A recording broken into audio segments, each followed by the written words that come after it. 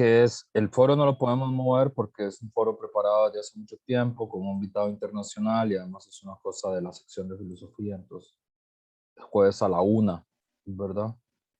Que podría ser opción 1, que igual la entrega del mapa conceptual sea el 21, ¿verdad? Porque ustedes ya vieron cómo funciona el mapa conceptual y eso, y se entrega individualmente, ¿verdad? O pasamos la evaluación para el 28, ¿verdad? Lo que significaría mover las animaciones de varias gente para el 4. ¿Sí, Jesús? Profe, ¿y no se podrían dejar los grupos listos hoy, digamos, como para trabajar en la semana de desconexión o así, o en ese tiempo, digamos, o comenzando la semana el lunes después de la desconexión y no esperar hasta el jueves para realizar el mapa, digamos? Pero en la semana de desconexión, desconéctense. O sea, Y sí, no, pero yo, o sea, yo como para tenerlo ya listo y no sé, a partir del lunes, después de que entramos de la semana de desconexión, trabajar. sí, si ustedes eligen que se haga así, es decir, que no tengamos como la sesión del taller el jueves 21, pero siempre se entregaría el 21. Pero sí, digamos, yo les podría dejar asignados los grupos ya, si quisieran. A mí, digamos, a mí me gusta más la opción de dejarlo el 21, me parece que se hace más enredo si lo pasamos el 28. Pero como yo les tendría que haber hecho esa advertencia la vez pasada que lo discutimos y no lo hice, es como mi culpa, ¿verdad? Entonces,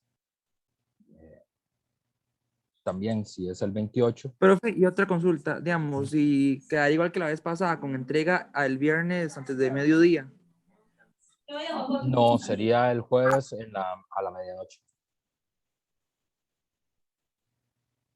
Sería jueves 21 a las 11:59 pasado mediodía.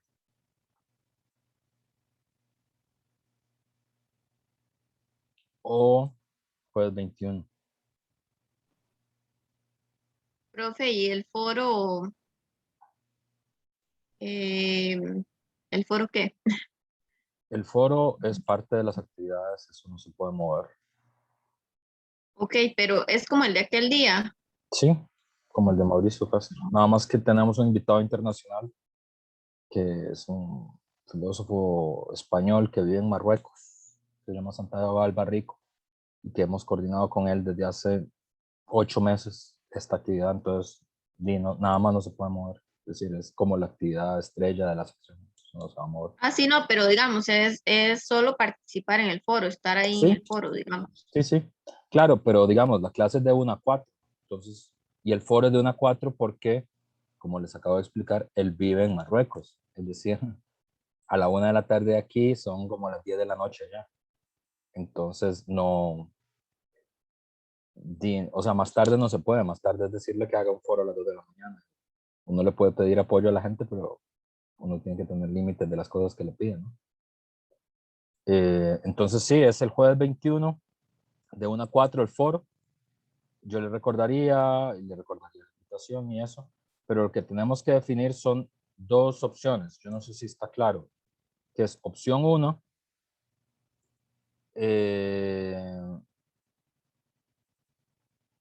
es dejar la entrega del mapa para, bueno, aunque ahora que dice Jesús, lo podría dejar inclusive para el viernes 22 al mediodía.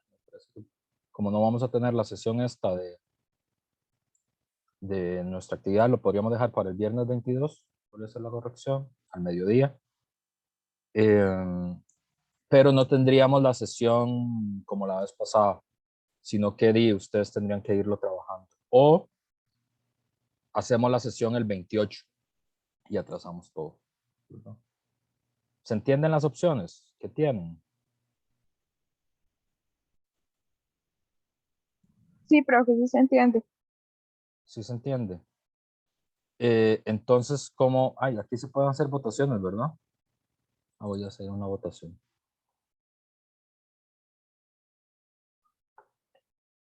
No, pero lo tengo que crear aquí. No, mucho enredo. Tardo demasiado haciendo esto. Todas tienen acceso al chat. Para que me pongan, los que estén de acuerdo con la opción 1, ponen un 1, o le puedo ir preguntando a cada uno, ustedes no son tantos. Jesús, ¿usted qué prefiere? Para el 21. Para el 22 sería, porque vamos Bueno, a sí, coger lo que vos propusiste, o sea, viernes bueno, 22. aún mejor. Entonces Jesús dice opción 1. Sabrina Cubero, Sí, profe, para el 22. o sea, opción 1. Stephanie Chinchilla, Para el 22, profe. opción 1. Me siento como en la votación de una junta directiva, como votan los diputados ahora. Jerlin Molina, Para el 22, profe. ok, Jerlin Molina, para el 22 también.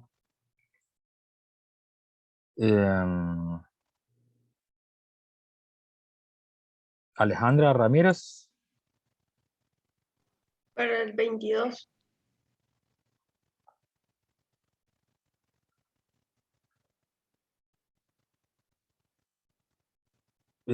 Jocelyn Mora, Igual, profe, para el 22. Luis Rivera, Para el 22, profe.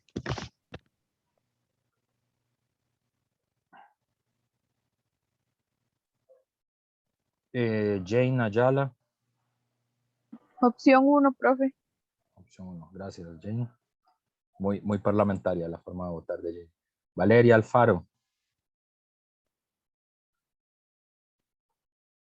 Sí, para el 22. la 1. Yasuri Carvajal, Para el 22, profe. ok.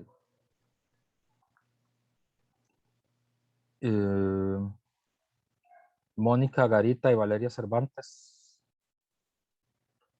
22. Igual, profe. Valeria también, o sea, todos estamos de acuerdo, muy bien.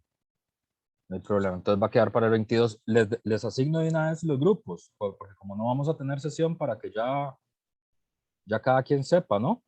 Sí, Yo creo que es mejor. mejor, Ok. profe. De una vez, ¿verdad? Entonces, los voy a asignar de una vez. Y falta alguien, ¿verdad que no? Están todos. Creo que falta Steven. Falta Steven, es verdad. Y Raquel, Y falta Raquel. Bueno, si no yo los asigno con algún grupo. Eh,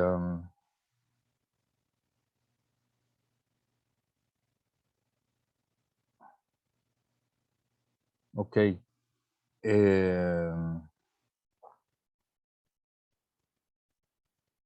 Ya están creados. Pueden entrar y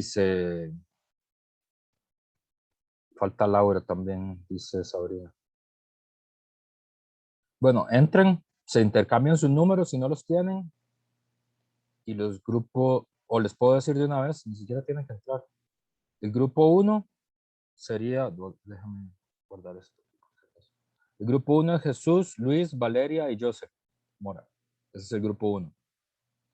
El grupo ¿Cuál 2, Valeria, profe? Valeria Cervantes. Jesús Martínez, Luis Rivera, Valeria Cervantes y Joseph Mora. Ese es el grupo 1. El grupo 2 es Mónica Garita, Sabrina Cubero, Stephanie Chinchilla y Yasuri Carvajal. Y el grupo 3 serían Alejandra Ramírez, Jerlin Molina, Jane Ayala y Valeria Alfaro Rojas.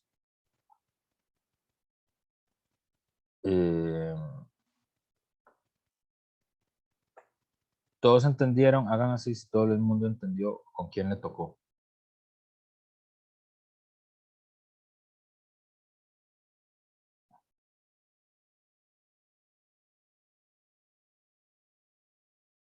No hay dudas entonces ya.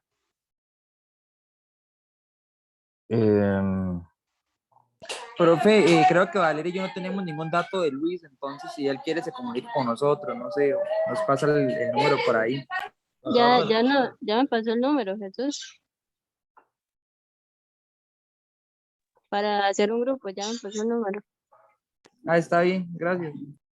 Ok, bueno, les agradezco la comprensión, pero bueno, es sí, cosas que pasan. Bueno, entonces el recordatorio es esto. La próxima semana es semana de desconexión. No nos vemos. Yo les dejé ahí una lista de cosas que la universidad les recomienda en la semana de desconexión. Yo lo que les recomiendo es que se desconecten, agarren energía, no sé, corran por las montañas detrás de los jabalíes, que es lo que yo probablemente voy a hacer. Bueno, no creo que corra detrás de un jabalí, pero bueno, no sé. Desconéctense y agarren fuerza para, para, para la otra semana, porque nos quedan 6 semanas más de empujón. Y bueno, como ustedes saben, esta medida está pensada sobre todo por la crisis de salud mental que hubo el semestre pasado y que yo creo que todavía sigue existiendo en la universidad, fue la medida que tomó la universidad, motivada por las peticiones de los estudiantes, pero creo que también los docentes estamos en una situación similar, nada más que pues no nos organizamos para protestar, parece que los estudiantes sí lo hicieron. Entonces eso es, y el próximo jueves pues estamos desconectados, luego me conectan qué hicieron para desconectarse. Y vamos a entonces a empezar la clase hoy. Yo voy a hablar sobre, no habíamos terminado de ver bien la lectura de Gallardo, ¿verdad? Terror y terrorismo en América Latina, eso tenemos que verlo bien porque eso no lo terminamos de ver bien en la otra clase. Y voy a... Sí, Jesús, adelante. Profe, hoy no hay comprobación de lectura. Sí, hoy hay comprobación de lectura. Y luego vamos a tener, vamos a introducir la clase en la lectura de Louis Waquan, que se llama Los mitos de la doxa sobre la ley y el orden, creo que es el nombre. Tiene que ver con el tema de seguridad, con el tema de las políticas de cero tolerancia. Pero vamos a empezar con una lectura de comprobación de lectura, que es una lectura vieja, que tiene que ver con la lectura de Waquan, que es tan vieja que no está tomada de una foto del diario La Extra del año 92. Este es así, van a tener que hacer un poquito de esfuerzo por leerla. Esta es extra, esta no tienen por qué leerla, se las puse extra para que la tuvieran por el trabajo que luego vamos a hacer, pero esa no la hagan, está ahí con otro motivo, ¿verdad? Es esta la primera, la que les correspondería hacer. Entonces, aprovechando que ya los distribuí en grupos, entonces pasen a hacer la comprobación de lectura. Ya pueden hacerlo.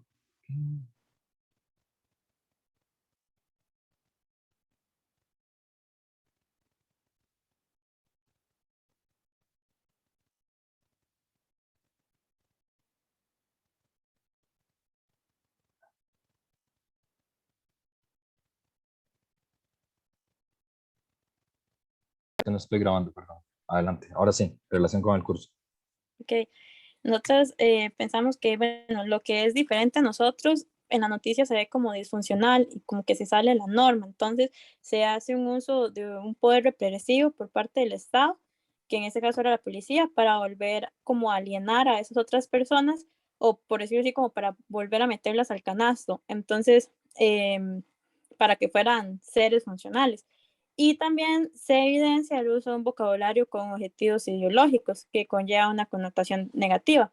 Pusimos el ejemplo de que el pie de foto mencionaba un anormal las vestía durante el segundo concierto. Ok. Y idea principal.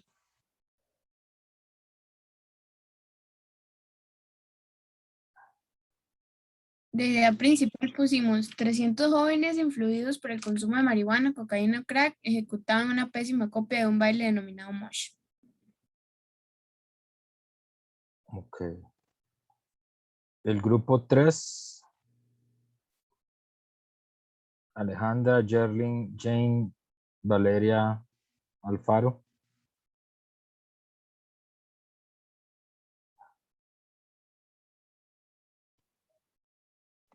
Profe, primero la idea o la relación. La relación con el curso. Nosotros pusimos que a partir de la noticia se puede evidenciar la manipulación que existe a través de los medios de difusión, principalmente en la redacción de la noticia, ya que se hace uso de términos como estúpidos muchachos, taradas mentales, imbéciles, manada de tontos, entre otros, provocando que no se tome una posición objetiva, pues se dice que estas personas deben actuar acorde a la moral y las buenas costumbres, pero las establecidas por la religión oficial, es decir, la religión es vista como una base central para el juicio moral. Muy bien, muy bien. De Y idea principal. pusimos que las autoridades costarricenses están en contra de cierto tipo de conciertos que no vayan acorde a las buenas costumbres y a la moral establecida por la religión católica.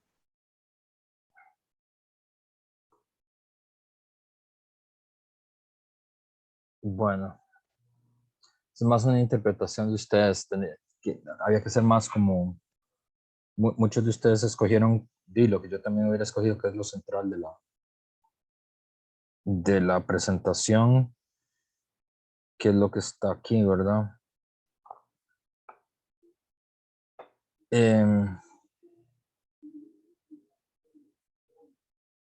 Esto, ¿verdad? El ministro de Seguridad y Gobernación remitieron a los tribunales de justicia respectivamente un total de 34 jovenzuelos que bajo los efectos de la droga participaron en un pseudo concierto diabólico. Esa es como la idea principal de la lectura. Captaron bien el tema me gustó mucho como lo presentó el primer grupo, ¿verdad? Porque una cosa que ustedes notaron mucho es el lenguaje subjetivo de la nota, ¿verdad? Inclusive es un lenguaje expresamente de ataque, ¿verdad?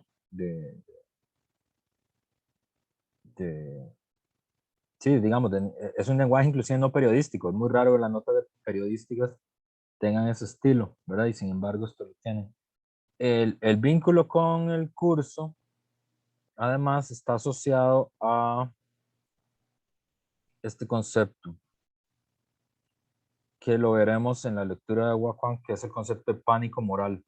Lo que ustedes están leyendo es uno de los momentos de uno de los más legendarios pánicos morales que hubo en Costa Rica, que es el pánico moral del 92, que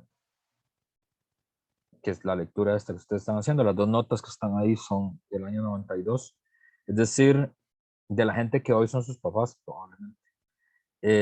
O sea, los jóvenes del año 92, hoy son sus padres o sus hermanos mayores. O gente que tiene hoy 40 años. 40 años. Este es el concepto, pánico moral. Y vamos a ver, en el curso vamos a estudiar cuál es la relación entre pánico moral, en la lectura de Waquan, lo vamos a ver con más detalle en la segunda parte de la clase, entre pánico moral, delito, y otro que no terminamos de ver, que tendríamos que ver en la clase anterior, que es terrorismo, ¿verdad? No son el mismo concepto, no los confundan porque no es lo mismo, pero hay una relación entre estos tres conceptos, ¿verdad? Entonces, vamos a ver ahora con más detalle qué significa este concepto de pánico moral, pero lo que ustedes tienen ahí es la historia de uno de los pánicos morales más importantes que había en la historia del país, que es esta del año 92. o sea, hace 30 años, por ese pánico moral, ¿cierto? No es el único que ha habido, de hecho, probablemente ustedes han sufrido un pánico moral alguno en su vida o en su infancia, pero vamos a ver cómo opera. Por el momento, vamos a hacer una pausa, ¿verdad? A las 2 y hasta las 2:25 y vamos a terminar de analizar lo que nos había quedado pendientes, que es la lectura de Gallardo, que es importante ver esos tres conceptos, ¿verdad? Entonces, y luego la otra hora voy a introducir la lectura de Ludwig Backwang, ¿verdad? Bueno, entonces, hagan así para saber que se entendió que nos vemos de vuelta a las 2:25.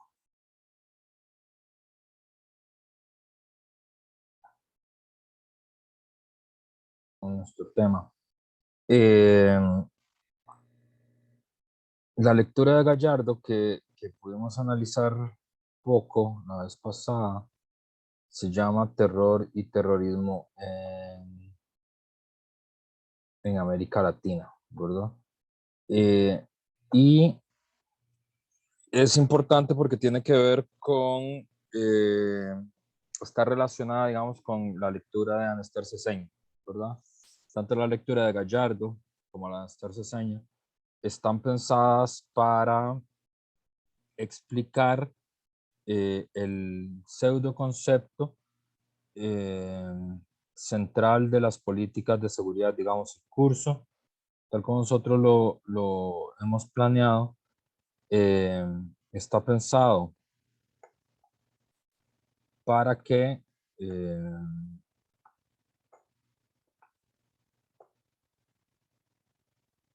analizáramos primero, digamos, las políticas de seguridad, cuyo responsable fundamentalmente es el Ministerio de Seguridad, y estas políticas están gobernadas, digamos, dirigidas por un pseudoconcepto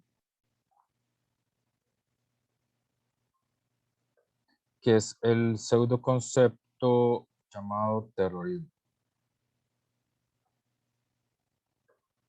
¿verdad? Que tiene su origen en una ideología que también era una estrategia, pero una ideología, ¿verdad? Podemos decir que una ideología, estrategia,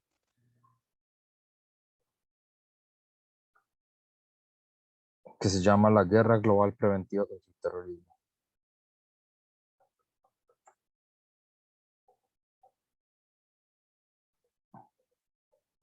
Que es de lo que hablan estos 60, ¿verdad? Entonces,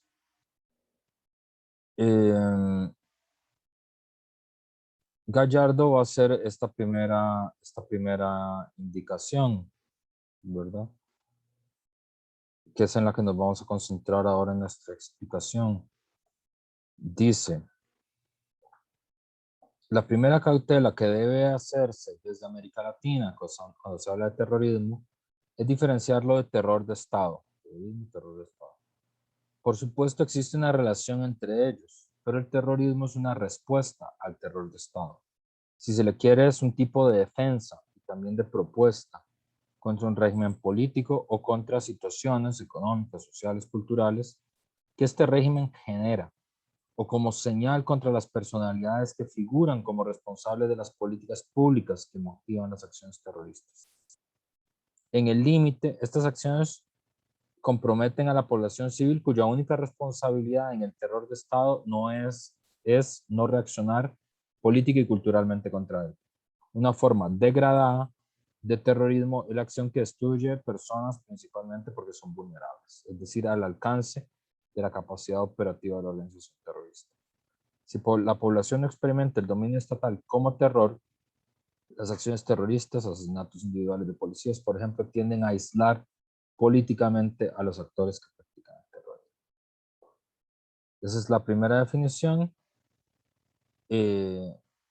Y luego esta segunda que yo quería que se fijaran, esta que está acá.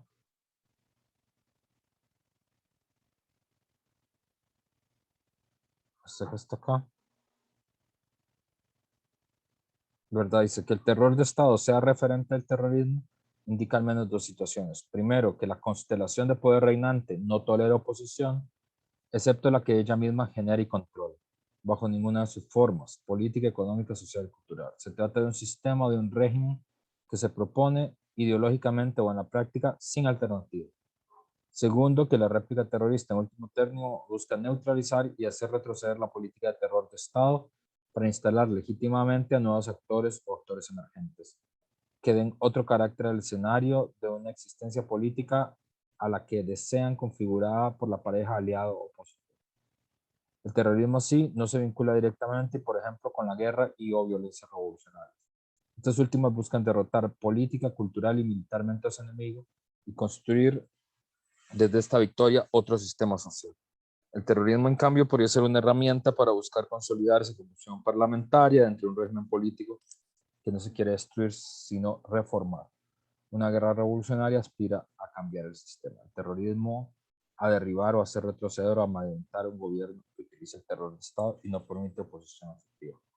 Entonces, aquí Gallardo lo que nos invita es a distinguir entre el uso crítico, el uso conceptual y los pseudoconceptos, ¿verdad? Que esto es una cosa que ustedes tienen que aprender a hacer, ¿verdad? Porque él distingue conceptos que son, por ejemplo, terror de Estado, terrorismo que puede ser utilizado como concepto o como pseudoconcepto. Terrorismo, terrorista. Luego utiliza otro término que es violencia, ¿verdad? O violencia revolucionaria. Dice que no pueden ver mi pantalla, o sí pueden ver la pantalla. Sí, profe. Ok. Violencia.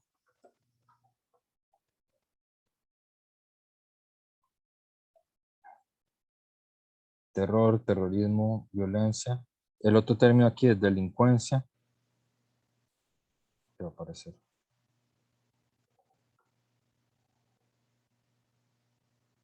¿Verdad? Estos términos pueden ser conceptos o pueden ser pseudoconceptos, ¿verdad? Sobre todo, aquí vamos a usar, aquí van a aparecer como pseudoconceptos, por ejemplo, terrorista o delincuente, que a veces se utilizan como sinónimos. ¿Ok? Entonces, el primer término, violencia, ¿verdad?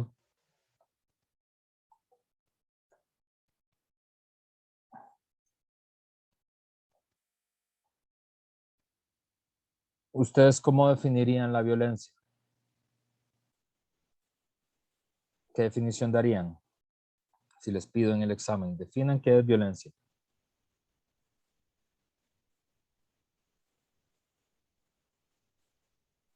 ¿Cuál acercamiento darían?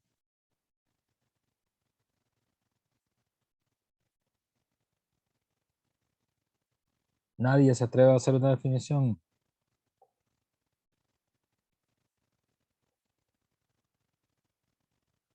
Tal vez aquello que está en contra de nuestra voluntad. Violencia es algo que está en contra de la voluntad.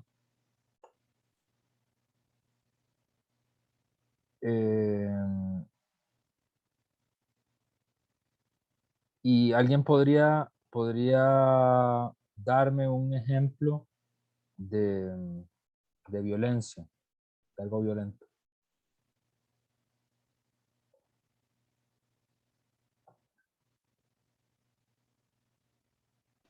El racismo, profe. La xenofobia. ¿Y por qué eso sería violento? porque creo que considera, transgrede la integridad de las personas.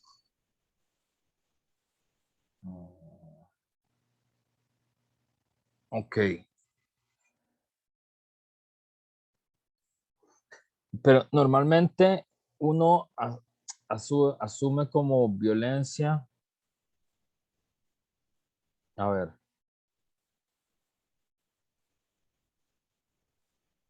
Bueno, vamos a poner este asunto, violencia. Se supone que aquí, ¿cuál sería el antónimo de violencia? ¿Qué sería lo contrario a la violencia?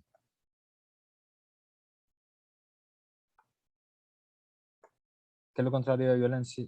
Lo contrario de violencia.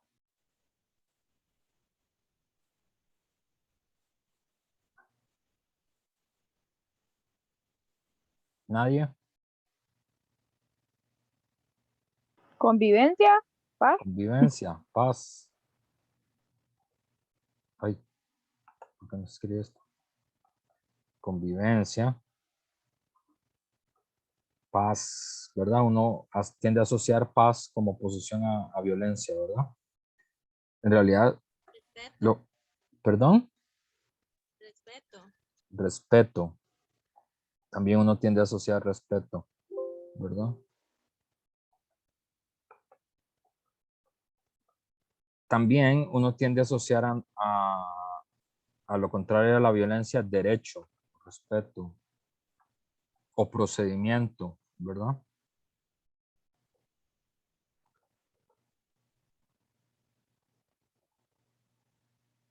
Ok, está bien. Pero aquí yo traería a colación este análisis que les voy a leer. Este es un fragmento de un libro de Federico Engels que se llama La situación de la clase obrera. Es un texto de 1845. Engels es junto con Marx el autor del Manifiesto Comunista. Dice lo siguiente Engels. Cuando un individuo hace a otro individuo un perjuicio tal que le causa la muerte, decimos que es un homicidio. Un homicidio, por definición, es una forma de violencia, ¿verdad? Creo que ahí todos estamos de acuerdo, ¿verdad? Homicidio, violencia. Sí, ¿verdad?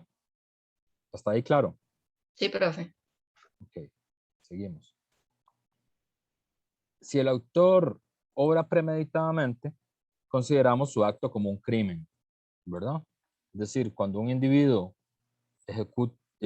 hace algo en perjuicio de otra persona y le causa la muerte, es un homicidio, y si además lo hace premeditadamente, es decir, lo hace sabiendo premeditadamente, es decir, lo hace a sabiendas, conscientemente, es decir, que tuvo tiempo de pensarlo, lo pensó, lo entendió y de todas formas lo hizo, quiere decir premeditadamente, consideramos su acto como un crimen. Crimen, violencia también. Pero cuando a la sociedad pone a centenares de proletarios, es decir, de personas que no tienen nada más que su fuerza de trabajo, esa es la definición de proletario, en una situación tal que son necesariamente expuestos a una muerte prematura y anormal, a una muerte tan violenta como la muerte por la espada o por la bala, cuando quita a millares de seres humanos los medios de existencia indispensables, imponiéndole otras condiciones de vida, de modo que le resulta imposible subsistir, cuando ella los obliga por el brazo poderoso de la ley a permanecer en esa situación hasta que sobrevenga la muerte, que es la consecuencia inevitable de ello, es decir,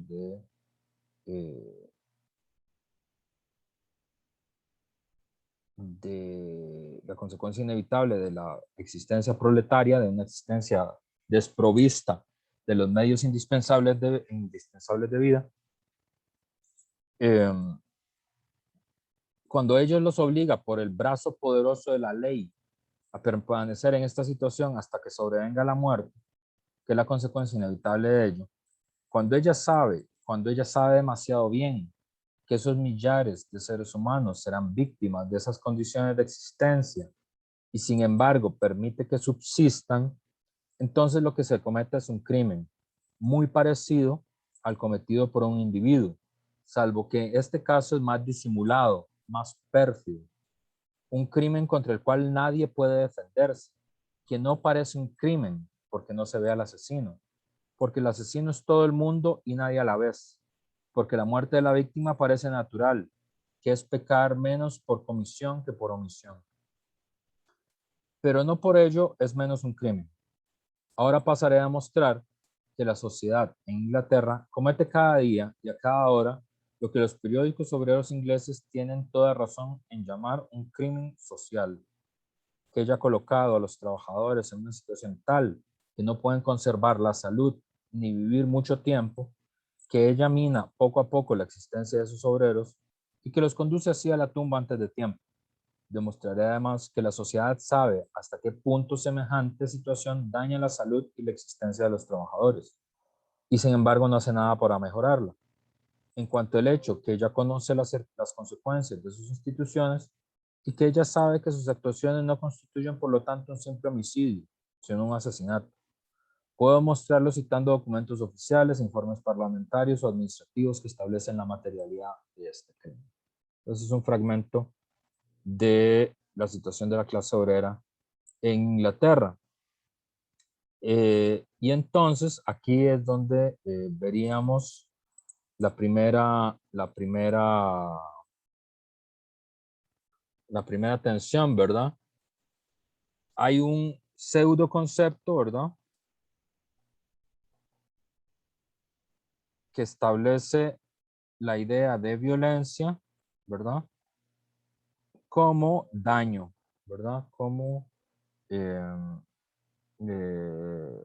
supresión de la voluntad, ¿verdad?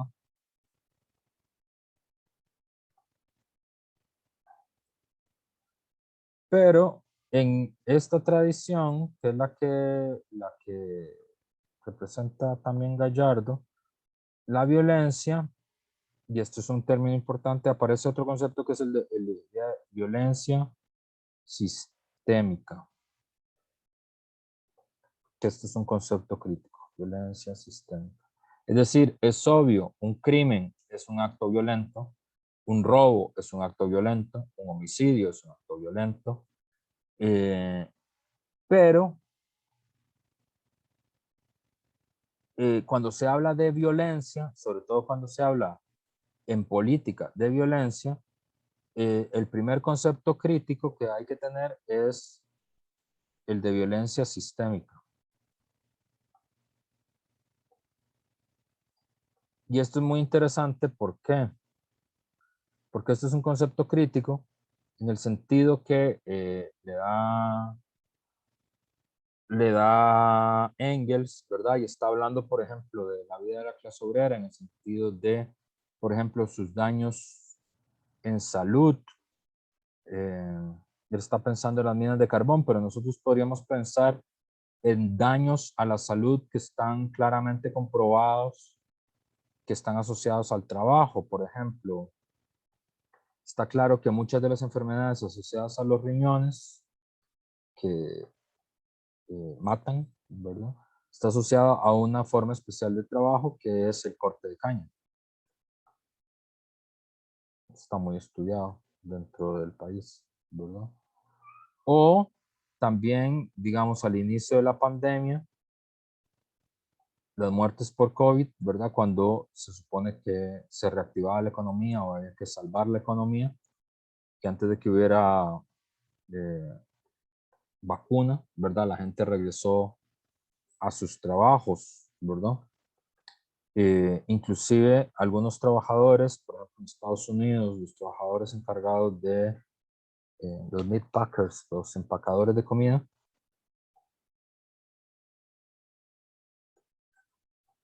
nunca dejaron de trabajar durante la pandemia.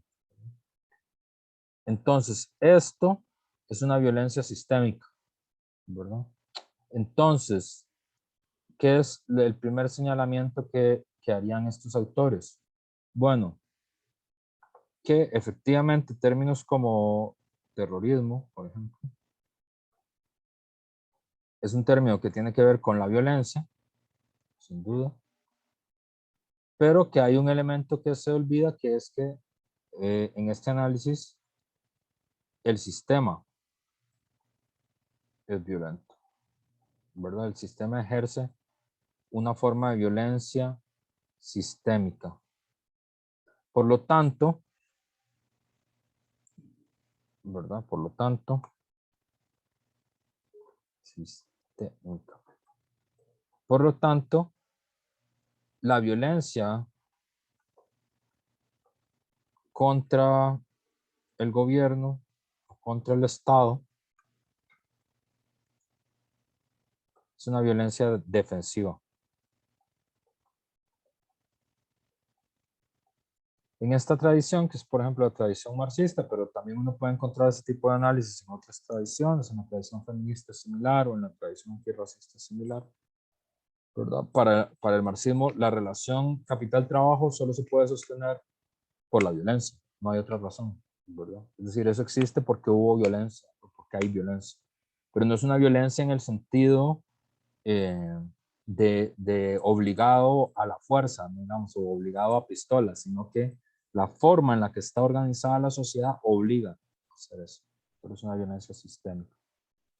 También eso mismo ha dicho el feminismo sobre el patriarcado, de movimientos negros en relación con el racismo, violencia sistémica, ¿verdad?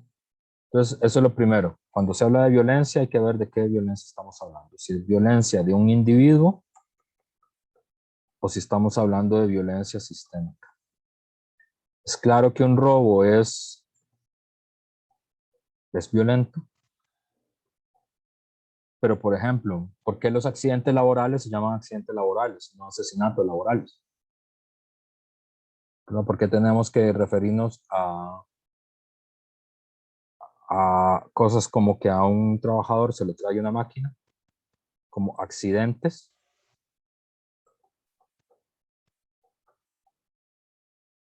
¿Verdad? Y por accidentes laborales, ¿y por qué no le decimos asesinatos? ¿Verdad? ¿Por qué hablamos de riesgos del trabajo? Porque un trabajo tendría que ser arriesgado. En principio, ningún trabajo tendría que ser arriesgado, ¿verdad? Inclusive también dentro de la guerra, esto se utiliza mucho. Ustedes alguna vez habrán oído ese término.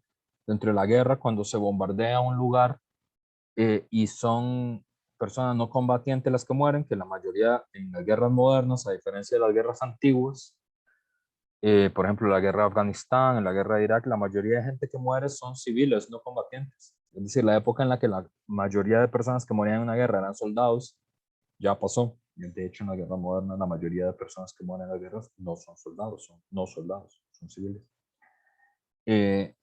Y el término que se usa es no asesinatos, sino se les llama daños colaterales. ¿Verdad? Todos estos términos, ya ustedes habíamos hablado de esto. ¿Cómo se llaman estas palabras? ¿Cuál es el término para estas palabras? Como daños colaterales o accidentes laborales o riesgos del trabajo. ¿Cómo se llaman ese tipo de palabras?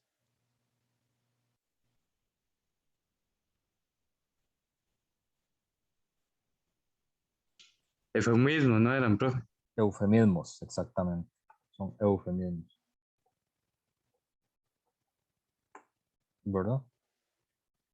Entonces, cuando se habla de violencia, uno primero tiene que decir de qué violencia estamos hablando. ¿La violencia de un individuo o estamos hablando de la violencia sistémica? Para el análisis social y político, obviamente, lo más interesante es siempre la violencia sistémica, ¿verdad? ¿Y por qué es interesante? ¿Y por qué es un concepto crítico el concepto de violencia sistémica? Porque la gracia de la violencia sistémica es que no siempre se nota.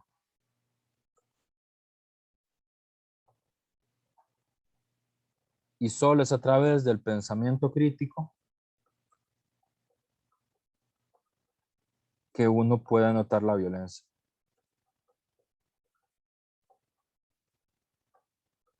Por ejemplo, hay un montón de hechos que uno no los considera violencia normalmente, ¿verdad? Si uno le dice, pongan ejemplos de violencia, ¿verdad? Entonces es el robo, el asalto, el asesinato, ¿verdad? Pero, por ejemplo, las personas en situación de calle. Profe, sería la reducción de las becas.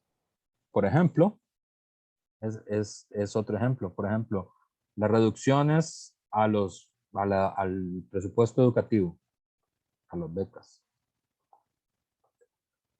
Por ejemplo, otra cosa que nosotros no consideramos violenta, pero siempre es un buen ejemplo. ¿Alguno de ustedes alquila casa por casualidad o están todos en sus casas? Yo, profe. Valeria alquila casa, Valeria Cervantes. La pregunta que yo le hago a Valeria es, ¿por qué paga la renta? Tiene que pagar renta, ¿no? Tiene que pagar alquiler. Sí, porque si no me echan. Claro, porque si no me echan. Pero, ¿por qué Valeria no hace lo siguiente? Digamos, cuando llega la casera a donde Valeria, ¿verdad? Le dice, hola, qué bien que llegó. Quería hablarle una cosa. Le voy a hacer una deliciosa cena.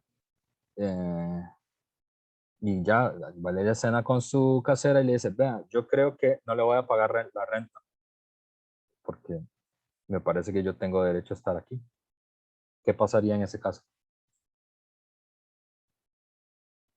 ¿Por qué Valeria no puede convencer a la casera de que no está bien que le cobre la renta? Porque no es su propiedad. Claro, no es su propiedad, pero Valeria necesita esa casa, ¿no? Para poder vivir, para poder estudiar, para poder hacer lo que Valeria. Pero la casera probablemente necesita el dinero también. Y tiene la misma naturaleza.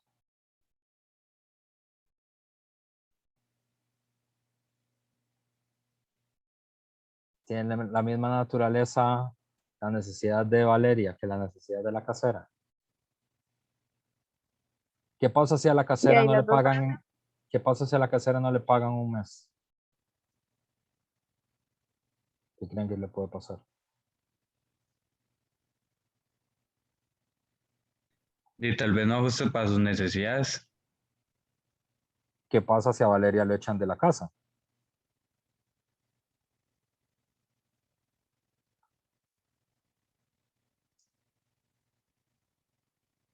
Y no va a tener dónde vivir, digamos. Bueno, se vuelve. No sé si está alquilando por estudiar, pero no tendría dónde vivir, digamos. Claro. Entonces, la casera perdería el ingreso de un mes. Valeria no tendría dónde vivir.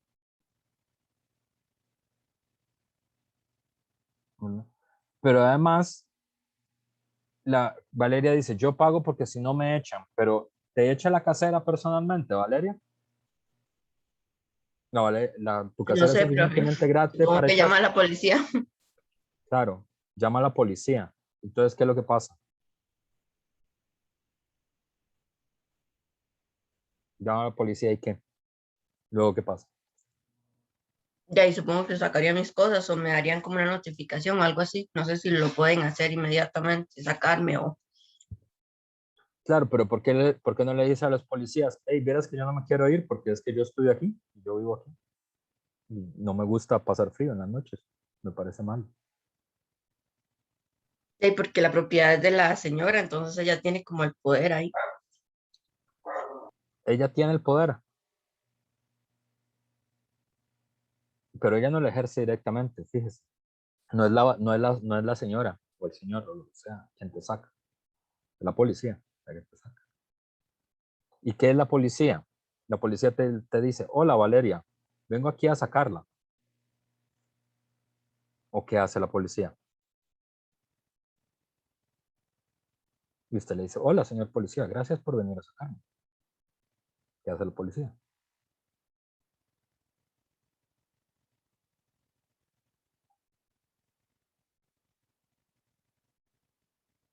¿Para qué sirve un policía? O más aún, ¿por qué Valeria le haría caso a un policía? Si yo le digo a Valeria, Valeria, salga de su casa. Porque puede utilizar la fuerza. Porque Claro. son para intimidar. Porque puede usar la fuerza ¿de qué forma? Física. Me Claro. tira el portón y me saca arrastrada. No solo eso, ¿verdad? Porque digamos,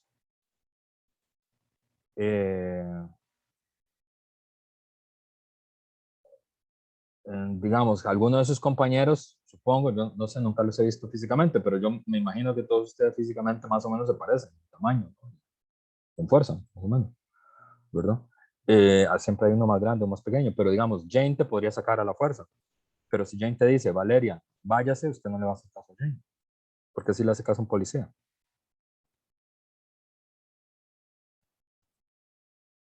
Porque la la mente autoridad, esa, profe. ¿Perdón? Que es un poder legitimado, está legitimado socialmente. Claro, pero no solo es eso. Están nuevamente, fíjense que vacilón, que lo más fácil de ver es lo que ustedes menos ven ya bastante rato dando vueltas. Usted le hace caso a un policía porque tiene una pistola. la mete presa, además, si no hace caso y ya. Claro, pero no la mete presa porque el policía puede tener un tamaño similar al de Jane. Es porque el policía tiene un arma de fuego legal que puede usar contra Jane. Es decir, tiene poder de vida y muerte sobre Jane. Profe, Poder pero un de vida policía y no le muerte. podría, profe, un policía Ajá. no podría dispararle a alguien solo porque no sale de la casa. No, no puede. No sé, creo que no. Si es No, como robando o así, supongo que sí, pero en ese caso yo creería que no. no. ¿Qué pasa si alguien no quiere desalojar y se atrinchera en una casa y dice no la voy a desalojar? Entran a la fuerza, ¿Y qué significa entrar a la fuerza? entrar con armas, gases, tirar portones. Claro, la policía tiene poder de fuego letal contra las personas, por eso es que están armados. La policía no le dice, hola Valeria, vengo aquí a desalojarla, por favor retírese. Usted no le hace caso a un policía por la belleza de su retórica, digamos, ni por lo convincente de los argumentos, le hace caso porque está armado y tiene poder de fuego letal contra usted, ¿verdad? Intenta hacerle una broma a un policía, a ver cómo les va. Como, no sé, tirarles un globo con agua. No, de hecho no lo intenten, porque el profesor no lo haga, de hecho. No se puede. Tienen poder de fuego letal contra uno. Entonces, fíjense esto. Valeria tiene que pagar la renta, no porque no necesite la casa, no porque esté dispuesta a vivir a la intemperie, no por los argumentos convincentes del derecho del policía, ni por los argumentos convincentes del derecho de la señora que es dueña de la casa, o los señores que son dueños de la casa, o la junta directiva que es dueña de la casa, sino porque si no paga la renta, va a venir una persona armada a garantizar que Valeria pague la renta o que vive en la calle. Una de dos. Yo no sé si ustedes han visto cómo se hacen los desalojos. De hecho, ustedes son trabajadores sociales. Puede ser que les toque vivir o atender gente que ha sido desalojada de tierras o de casas. Recién, si alguno de ustedes es de Punta Arenas, hubo un desalojo masivo de un barrio, no me acuerdo cómo se llama, que era un barrio de vivienda social que fue ocupado por una gente, que tuvieron que desalojar a la gente para dárselo a otras personas. Si alguno de ustedes de Sí, Punta Arenas tal vez lo vio. eso fue aquí en Esparza, profe, sí. Ah, fue en Esparza. ¿Vos sos de Esparza, Jane? Sí, sí, señor. Ah, bueno. Entonces sí lo viste. Y de hecho llegaron busetas, digamos, con policías, eran un montón, no fueron unos cuantos carros, eran busetas llenas. Claro, ¿verdad? Como un pequeñito ejército. Y fíjense que el objetivo de eso es que gente que necesita una casa, porque no le gusta vivir en la intemperie, no tenga casa. Y no los convencen de salir de las casas, no con un argumento retórico, no dicen, hola, les voy a leer el segundo tratado del derecho de John Locke, donde explica por qué la propiedad privada es inalienable. No hacen eso. Digamos, yo no sé qué tanta filosofía saben los policías, pero no es eso lo que hacen, ¿verdad? Dice, tienen 3 minutos para desalojar, 2 minutos para desalojar, tienen 1 minuto para desalojar, y si no desalojan, son desalojados a la fuerza. Y si alguien se resiste, ¿verdad? Pues tienen capacidad de usar fuego letal contra las personas. Normalmente las personas no lo hacen porque cuando los ponen a elegir entre la intemperie y una bala, normalmente la gente escoge la intemperie, ¿verdad? Porque en la intemperie todavía puede seguir vivo por un rato, ¿verdad? Pero entonces fíjense, una cosa que parece muy obvio, Valeria no debe pensar mucho en eso, igual que yo no pienso en eso. Todos los que han alquilado una casa no piensan en eso. Todos los días uno dice, claro, tengo que sacar la plata del alquiler, ¿verdad? La paga, lo pone, lo saluda. No. A veces uno se lleva bien con el casero, de hecho, ¿verdad? Y le dice, hola, doña señora, yo me llevaba bien con mi casero cuando tenía que pagar alquiler, ahora no me toca pagarlo. Pero la pregunta, si alguien pregunta aquí es donde viene el pensamiento crítico, ¿por qué paga? ¿Por qué pagas? Si la casa es una necesidad, ¿verdad? Y la respuesta es pago, porque si no pago, va a venir alguien a desalojarme, alguien armado, no alguien con argumentos, sino alguien con fuerza letal, con posibilidad de fuerza letal. Y ahí es donde uno ve la violencia del sistema, ¿verdad? Es decir, ¿por qué tengo que pagar para tener un techo para vivir? ¿Y por qué me van a desalojar a la fuerza si no lo puedo pagar? Ahí es donde uno dice, claro, esta es la violencia sistémica de la que están hablando. Porque en principio el acto de pagar la renta a uno no le parece violento, ¿verdad? Uno dice, claro, yo estoy aquí, voy a pagar, me quedo acá, estudio acá, ¿ya?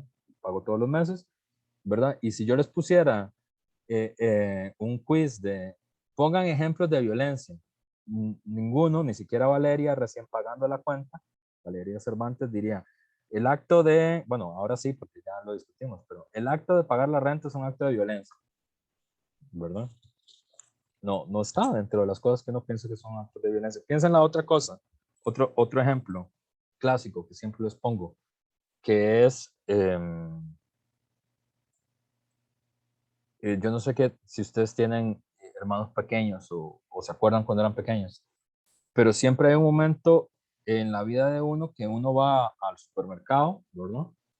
Y ve algo que uno quiere, ¿verdad? Normalmente es comida, ¿verdad? O picaritas o no sé, lo que sea. Para mí me gustaban las picaritas, ¿verdad? Y uno las agarra y el papá le dice a uno, no la agarre, eso no es suyo, ¿verdad? Y uno diría, bueno, está bien, lo devuelvo. Pero la pregunta es, ¿por qué lo devuelven? Si uno quiere las picaritas, si uno tiene hambre. La pregunta es, ¿por qué si uno tiene hambre y pasa frente a un supermercado no agarra las cosas?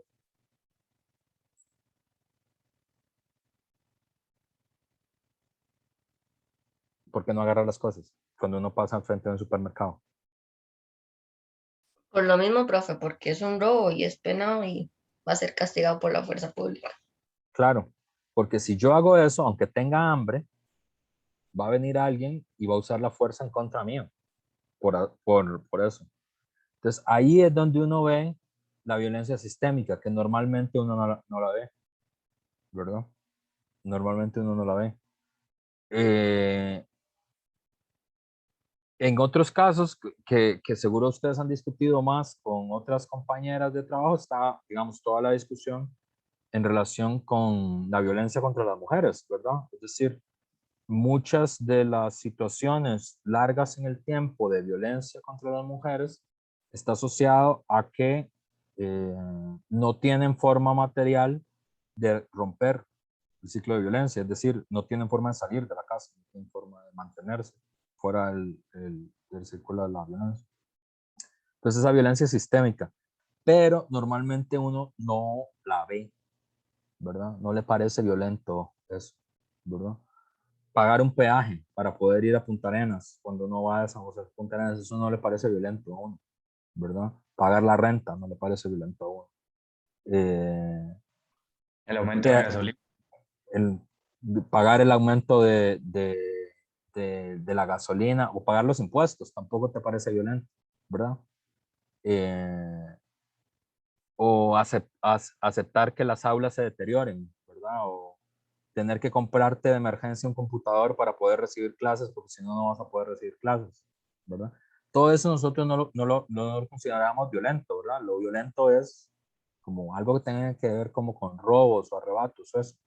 Pero entonces la primera mirada que hace Gallardo es decir, ojo, cuando hablamos de violencia, hay que distinguir si estamos usando violencia en un sentido estricto y restringido, en el sentido de como el robo de una cartera, ¿verdad? Que efectivamente es violento.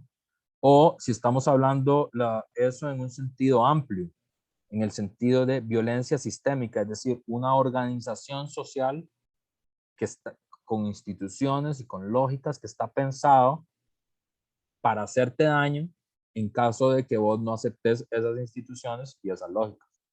¿Se entiende? Eso es violencia sistémica, ese es el primer punto. Ahora, retomando, ¿y por qué no me aparecen los chanchitos? Aquí están. Dicho esto, entonces, distinción entre violencia y violencia sistémica, ¿verdad? A partir de aquí, Gallardo va a trabajar 3 conceptos: terror de Estado, terrorismo, delincuencia, ¿verdad? Y en las lecturas ideológicas normalmente esto se mezcla, ¿verdad? Entonces, fíjense que aquí este concepto, terrorismo, es el más importante de analizar, y terrorismo puede tener un sentido ideológico,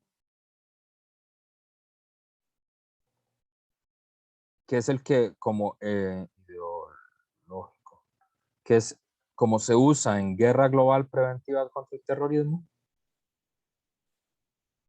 o como se usa en la ley antiterrorista que existe en Costa Rica, o puedes tener un sentido técnico crítico, o sea, conceptual, ¿verdad? Que es como que lo usa terrorismo en el sentido conceptual de definición de qué es, ¿verdad? El terrorismo es una estrategia política. Y viene del concepto, terrorismo tiene que ver con una expresión que es aterrorizar.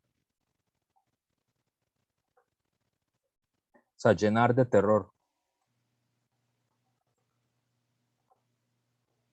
Y el verdadero nombre, que es un nombre que se utilizó, se llama la estrategia de la propaganda por los hechos,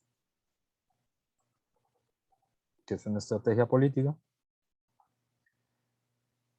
que se utilizó, la utilizaron, por ejemplo, los populistas rusos, que es una organización rusa, los anarquistas europeos también lo utilizaron, anarquistas europeos y estadounidenses. No todos, pero algunos. Y este concepto de la propaganda por los hechos, lo que decía era lo siguiente, esta era la idea conceptual, ¿verdad? Que tiene que ver con una estrategia. Aquí uno puede estar de acuerdo o no con esa estrategia, pero digamos, es una concepción de la acción política, que es sostener en primer término que la constelación de poder es cerrada, por lo tanto que estamos en presencia del terror de Estado. Esto es lo primero, es decir, la forma en la que se concibe, se analiza, se sostiene que la estructura institucional y estatal es una estructura cerrada, que no permite oposición interna de ningún tipo. No es que haya fuerzas hegemónicas, sino que es que no permite ningún tipo de oposición de ninguna clase, ¿verdad? Una constelación de poder cerrada, es decir, es una forma de terror de Estado, porque no permite ningún tipo de oposición. Y entonces, en el marco de esa constelación cerrada, se concibe que aterrorizando, y de ahí es que viene el nombre, a los personajes políticos particularmente odiados de esa constelación, constelación cerrada de poder, ¿verdad? Esto va a producir una propaganda, va a producir como una especie de excitación popular y va a llevar, aquí ya se me está acabando la pizarra, a un levantamiento que va a cancelar la constelación de poder, que va a hacer entrar en crisis la constelación de poder. Ya no me, bueno, voy a poner aquí 5. Que va a hacer entrar en crisis.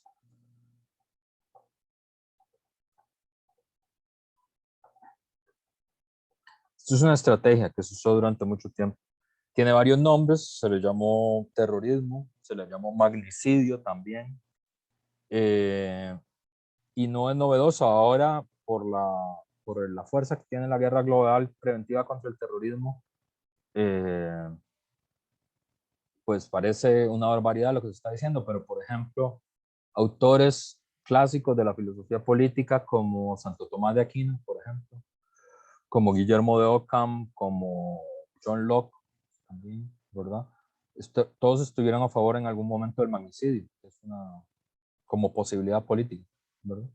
Y en este sentido, la propaganda por los hechos, el terrorismo es parte de esa tradición, ¿verdad? O sea, es una concepción que uno puede estar de acuerdo o no con esa concepción, pero uno podría decir, yo no estoy de acuerdo con esa concepción, pero es una concepción, ¿verdad? Lo que dice es, la constelación de poder es una constelación cerrada, no se puede hacer oposición cívica, no se puede hacer oposición electoral, no se puede hacer oposición política, las posibilidades de cualquier acción política están cerradas, ¿verdad? Entonces lo que procede es ubicar a personajes particularmente odiados de esa constelación, aterrorizarlos y sobre la base de ese terror, la población va a encontrar eso como una propaganda, como una excitación y va a producir un levantamiento popular. ¿Verdad? Esa es la idea. Eso se intentó hacer y se hizo, por ejemplo. Esa es la explicación de, por ejemplo, por qué los populistas rusos ejecutan al zar Nicolás II en 1881. Es con esa lógica que lo hace. Y también es de esa forma es que se lleva adelante el asesinato de McKinley, del presidente McKinley en Estados Unidos en 1900, de Sadi Carnot en Francia, ¿verdad? Eso es una concepción, ¿verdad? Que uno puede estar de acuerdo o no, que se llamó la propaganda por los hechos. Pero entonces, uno tiene que distinguir entre terror de Estado. ¿Qué quiere decir terror de Estado? Es cuando las instituciones, la constelación de poder es cerrada, no permite oposición. Uno podría pensar en países donde la constelación de poder es cerrada, no permite ningún tipo de oposición. Arabia Saudita, la Rusia zarista, la dictadura de Somoza. Bueno, todos son ejemplos de terror de Estado posible. Y aquí terror quiere decir que aterroriza a su propia población civil. Ese es el concepto de terror de Estado, ¿verdad? Frente a esto, podría haber una reacción que es la reacción del terrorismo como acción política. ¿Verdad? ¿Qué es esto que les expliqué, verdad? Es la teoría de la propaganda por los hechos. Ese es el uso conceptual, ¿verdad?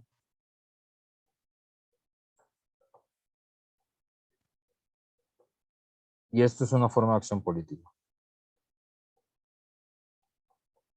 Entonces, como esto es una acción política, las cosas que parecen delincuenciales o que podrían ser consideradas delincuenciales en realidad no lo son, ¿verdad? El terrorismo, por lo tanto, es diferente a la delincuencia común.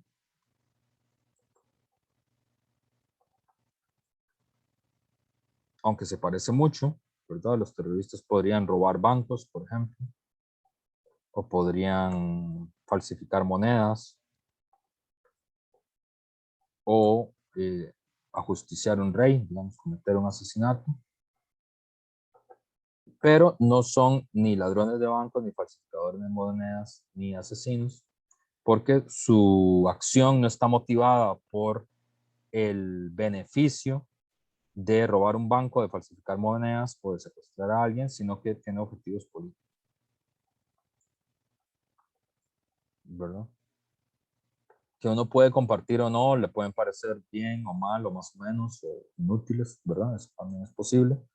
De hecho, hay, Gallardo explica que, por ejemplo, a Marx y a Lenin le parecían, estaban en contra de esa forma de acción, porque les parecía contraproducente, porque les parecía que producía el aislamiento de los que querían el cambio social y ellos no recomendaban hacer ese tipo de acciones. Pero era una discusión política, ¿verdad? En el lenguaje, ¿verdad? Y de la delincuencia, que es una acción que ilegal, pero que busca un beneficio. No un beneficio político, sino un beneficio material. Es decir, robo un banco para dejarme el dinero. Falsifico moneda para tener dinero, ¿verdad? Secuestro a alguien para extorsionarlo y pedir dinero por él. Eso es otra cosa. Pero en el lenguaje ideológico contemporáneo se tiende a mezclar todo esto, ¿verdad? Y este es el uso ideológico del término.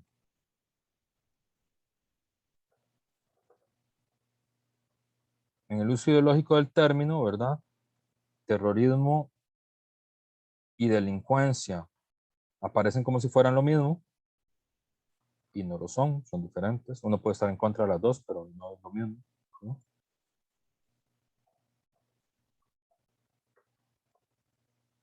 Pero además, y aquí terrorismo o terrorista en el lenguaje ideológico contemporáneo significa especialmente no persona. Y esta es la clave, esto es lo que yo les quería, como esto es lo que quiero que retengan, ¿verdad? Terrorismo en el lenguaje ideológico contemporáneo significa no persona. Y quería que viéramos qué es una no persona.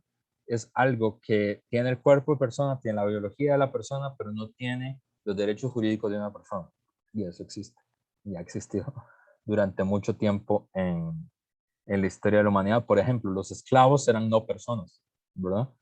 Los esclavos antiguos eran gente que tenía la corporalidad de los seres humanos, pero que no tenían la juridicidad de los seres humanos, ¿verdad? Giorgio Agamben, en un libro muy lindo que lamentablemente no vamos a poder leer en esta clase, que se llama El poder soberano y la nuda vida, y la vida del nudo, que si tienen algún chance de leérselo alguna vez, léanselo, es un poco difícil de leer, pero es un gran libro. Habla de que en español es difícil de entender porque nosotros le decimos vida a todo, ¿verdad? Nosotros decimos vida social y vida biológica, las dos cosas son vida, ¿verdad?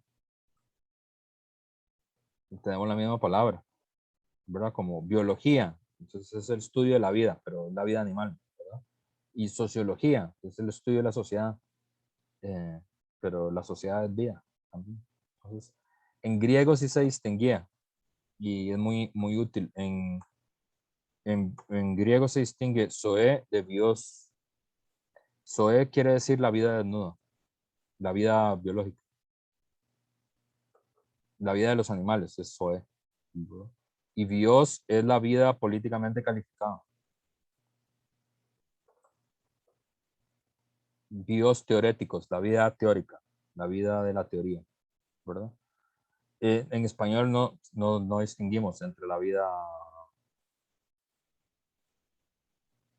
social y la vida biológica, ¿verdad? En griego sí. Pero con el terrorismo lo que quiere decir es que una persona se transforma en esto, en lo que los griegos le decían zoe, ¿verdad? Que es la vida de alguien que no tiene calificación política, no tiene calificación jurídica. O sea, la pura carne, digamos, es el puro animal. Eso es lo que quiere decir. Fíjense, cada vez somos menos aquí en la clase. En esto que está aquí, esta es la ley de la ley de fortalecimiento de la legislación contra el terrorismo de Costa Rica, que es una ley que se aprobó en Costa Rica en el año 2005, porque yo supongo que ustedes no sabían, en Costa Rica hay una ley antiterrorista, ¿verdad?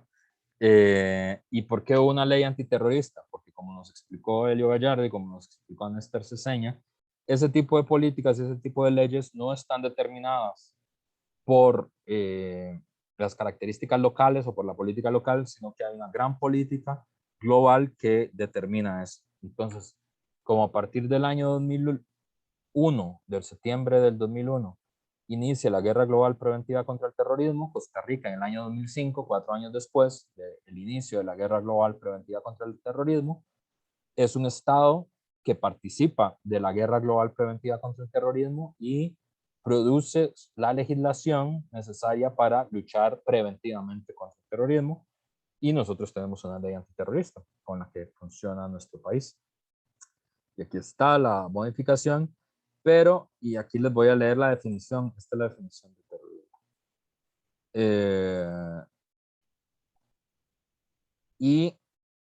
Vamos a ver si ustedes notan cuál es el problema. La definición es esta: delitos internacionales, artículo 7. Independientemente de las disposiciones vigentes en el lugar de la comisión de hecho punible y la nacionalidad del autor, se penará conforme a la ley costarricense quienes cometan actos de piratería, terrorismo o su financiamiento, actos de genocidio, falsifiquen monedas, títulos de crédito, billetes de bancos y otros efectos al portador, trafiquen ilícitamente armas, municiones, explosivos o materiales relacionados, tomen parte en la trata de esclavos, mujeres o niños, se ocupen del tráfico de estupefacientes o de publicaciones obscenas. Asimismo, se penará a quienes cometan otros hechos punibles contra los derechos humanos y el derecho internacional humanitario. Esa es la definición de lo que terrorismo es. ¿Cuál es el problema con esta definición? A ver si alguien nota cuál es el primer problema. ¿Qué les parece esa definición de terrorismo?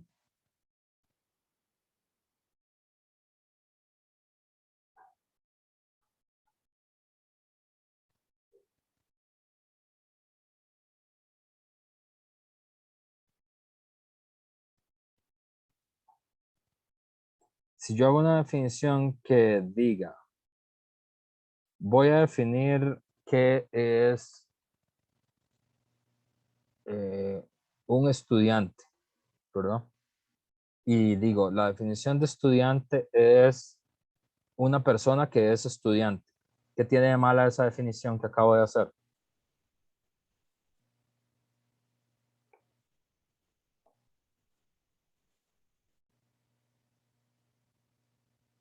No sé, profe, yo no le veo nada malo. La definición de estudiante es persona que es estudiante, porque esa definición está mala. Si me ponen esa definición alguna vez, están quedados. ¿Y por qué no dice nada? No dice nada, por ahí va, pero es otra cosa. ¿Qué es lo que está mal definir así? Ay, se acaba de ir otra persona. Cada vez van... Ustedes sí me van a acompañar hasta el final, ¿verdad? Quedan 5 personas. El problema de esa definición es que lo mismo que usted está definiendo está en la definición. Eso no se puede hacer. Eso se llama definición circular, ¿verdad? Y está malísimo. Si alguna vez ustedes hacen eso en un examen mío, se van a quedar, porque eso es de las primeras cosas que uno tiene que saber. Uno no puede poner en la definición lo mismo que está definiendo. Yo les pido, defina qué es un estudiante. Y usted dice, es una persona que es estudiante. Eso está mal, mal, mal. ¿Por qué? Porque lo mismo que está siendo definido está en la definición y eso no se puede hacer, es una definición circular. ¿verdad? Si yo le pido, defíname qué es rojo, y usted dice, todas aquellas cosas que son rojas, está mal. Se llama definición circular, es una de las primeras cosas que uno aprende. Y fíjense que en la definición de terrorismo lo que hay es una definición circular. En la ley de la República dice, artículo 7, independientemente de las disposiciones vigentes en el lugar de comisión del hecho punible, la nacionalidad del autor se penará conforme a la ley costarricense a quienes cometan actos de piratería, terrorismo, que es lo que está definiendo la ley, o su financiamiento. Es decir, la definición de qué es un terrorista es alguien que comete terrorismo o que lo financia, ¿verdad?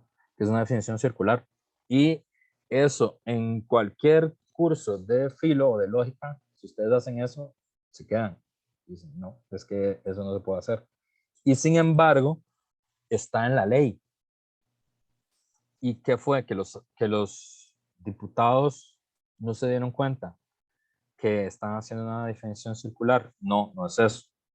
Sino que, y este es el punto central de lo que nos quiere explicar Gallardo, es que desde que existe el término guerra global, desde que inició la guerra global preventiva contra el terrorismo, y es el mismo espíritu que tiene la ley antiterrorista en Costa Rica, terrorismo es lo que Carl Schmitt ha llamado un concepto jurídico vacío.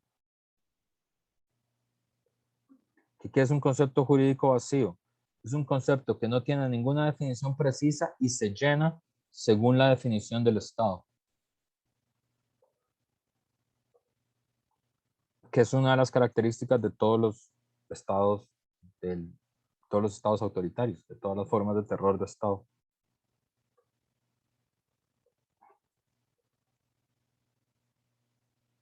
Por eso es que la definición es tan laxa y tan amplia, ¿verdad?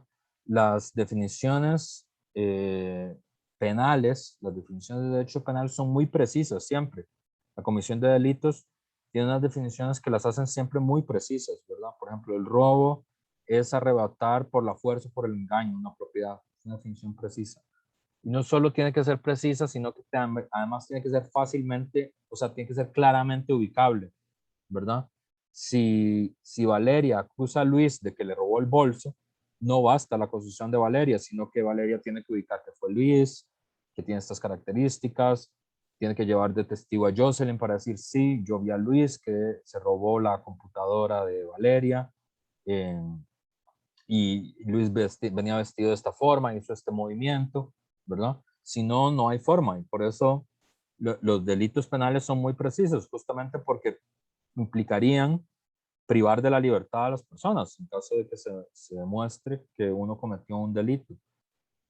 Pero terrorismo es un concepto vacío. Fíjense que la definición es tan amplísima que cualquier cosa podría ser considerado terrorismo, ¿verdad? Dice, actos de piratería. La piratería es el abordaje ilegal de una embarcación. Es lo que se le considera un acto de piratería, que es, por ejemplo, lo que hacen muchos movimientos ambientalistas, muchos movimientos ecologistas. Ustedes han visto a este tipo, a Paul Watson, que es el referente de Sea Shepherd, que es una ONG ambientalista, ecologista. Muchas de las cosas que se hacen y Greenpeace también lo hacía mucho, lo hizo mucho tiempo, ahora creo que no lo hace tanto, pero creo que en Noruega lo sigue haciendo. Se abordan los barcos para evitar, por ejemplo, que los barcos balleneros pesquen ballenas ilegalmente. En el caso de Costa Rica sería, lo que es ilegal en Costa Rica es la pesca de arrastre, ¿verdad? Está ilegalizada, pero no quiere decir que no exista pesca de arrastre. Digamos, si alguno de ustedes se sube a una embarcación para evitar la pesca de arrastre, eso sería un acto de piratería, por ejemplo, ¿verdad? O dice actos de genocidio, falsifiquen monedas, títulos de crédito, billetes de banco, trafiquen ilícitamente armas, municiones o explosivos o materiales relacionados con los explosivos, o sea, cosas que eventualmente puedan servir para hacer explosivos, que es casi cualquier cosa, porque digamos, el jabón eventualmente podría ser usado como un explosivo. todo en parte de trata de esclavos, mujeres o niños, se ocupen del tráfico de estupefacientes o de publicaciones obscenas. ¿Qué tiene que ver las publicaciones obscenas ahí? Nadie sabe muy bien. Asimismo, se penará a los que cometan otros hechos punibles contra los derechos humanos y el derecho internacional. Es decir, es una definición súper abierta que casi cualquier cosa podría ser considerada terrorismo. ¿Por qué? Porque justamente en las formas de la legislación que se construyeron después de que inició la guerra global preventiva contra el terrorismo, este concepto se transformó en un concepto jurídico vacío, donde lo que llena de contenido ese concepto no es una determinada práctica, sino la definición del Estado. Es decir, es terrorista el que el Estado diga que es terrorista, ¿verdad? ¿Por qué? Porque eso que está haciendo, cerrando una carretera, tomándose un edificio, apertrechándose en una casa para no ser desalojado, invadiendo un complejo de edificios para dejarse una vivienda, subiéndose un barco para evitar que haya caza ilegal de atunes o de delfines. El Estado es el que podría definir a todas estas prácticas como terrorista. Por eso es que es tan abierta la definición, ¿verdad? ¿Y cuál es el problema? Que cuando el Estado te define, te califica como terrorista, a diferencia de cualquier otra forma de delincuencia, por ejemplo, que el Estado te califique de pirómano, por ejemplo, que es un tipo de delito,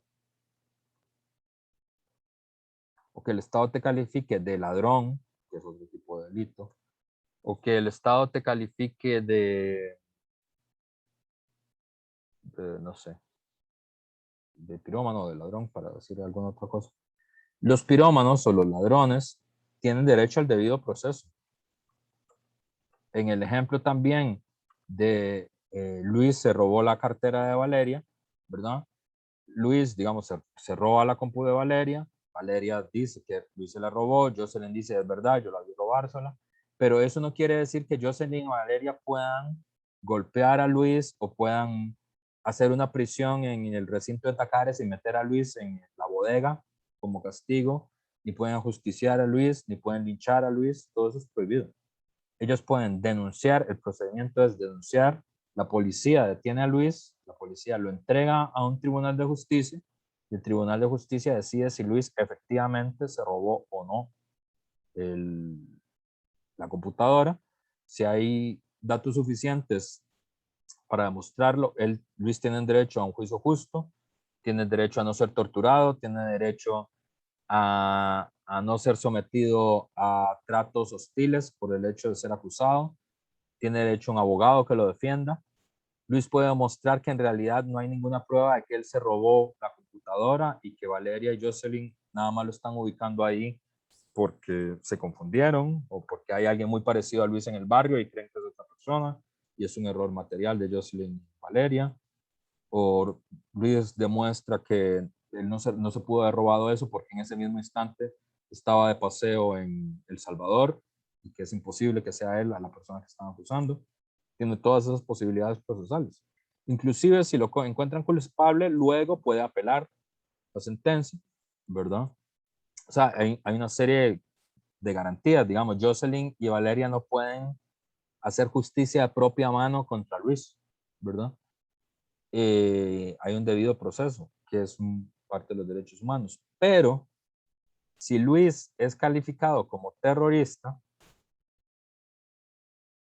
y Valeria y Jocelyn saben que Luis es un terrorista buscado y está calificado por el Estado de Costa Rica como un terrorista buscado, sí pueden hacer justicia de propia mano contra Luis. Lo pueden detener en el acto, ¿verdad? O pueden actuar contra él, o más aún, pueden matarlo sin tener responsabilidad jurídica sobre lo que están haciendo, ¿verdad?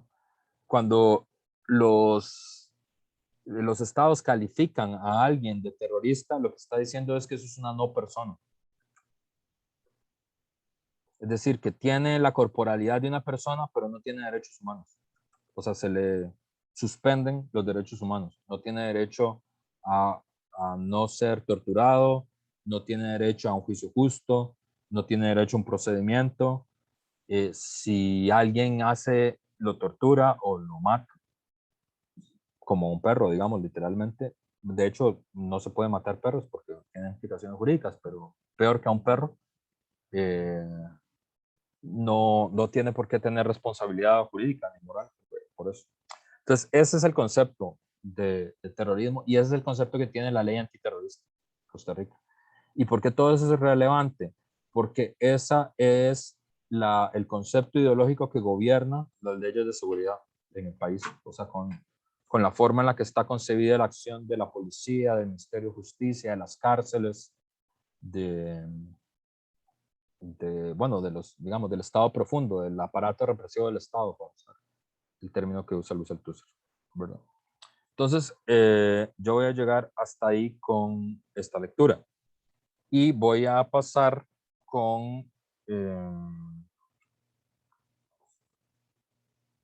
la otra lectura que vamos a iniciar hoy, que es la lectura de Louis Wacquant, que se llama Mitos eruditos de la nueva doxa de la ley y el orden, ¿verdad? Porque si la política de seguridad está gobernada por un pseudoconcepto, es el pseudoconcepto de terrorismo, ¿verdad? Las políticas asociadas a la justicia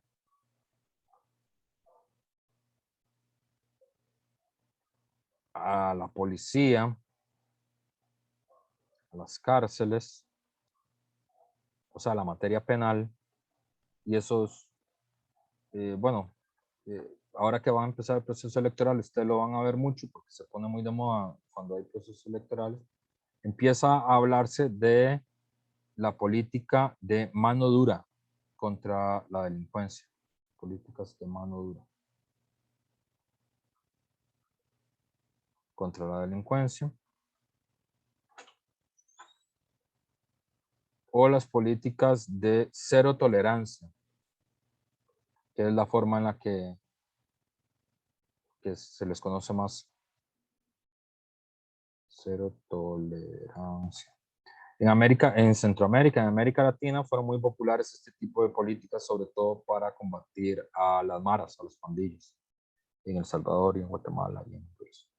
Se llaman las políticas de cero tolerancia, ¿verdad? Y tiene que ver con la garantía del orden, ¿verdad? Y con el tema de la policía. El autor que ustedes van a leer, bueno, o ya leyeron, que es Louis Wacquant, es un autor que a mí me gusta mucho, su obra, yo se la recomiendo mucho si alguno de ustedes, ese es su nombre, quiere hacer un trabajo sobre el trabajo en justicia o en materia penal o eso. Este artículo, Los mitos eruditos de la nueva doxa de la ley y el orden, son el capítulo 1 de un libro que se llama Cárceles de Miseria.